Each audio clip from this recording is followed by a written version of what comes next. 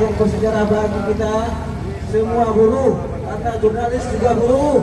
Hari ini jurnalis masih ada yang disumpah berberita, masih ada jurnalis yang diumpah berdasarkan traffic, berdasarkan viewer. Jadi untuk itu kita meminta dari jurnalis independen agar pemilik media lagi jurnalisnya dengan upah minimal. Jangan hanya meminta jurnalisnya untuk loyal, tapi juga harus menerima upah yang maksimal. Hidup jurnalis, hidup buruh. Jangan mendirikan perusahaan media hanya untuk bisnis, tapi jadikan media sebagai kontrol sosial yang diutamakan. Jadikan media sebagai edukasi, sehingga masyarakat Aceh menjadi pintar, buruh menjadi sejahtera. Hidup buruh! Jangan hanya menjadi corong pemerintah. Jadikan media sebagai kontrol sosial yang utama. Hidup buruh!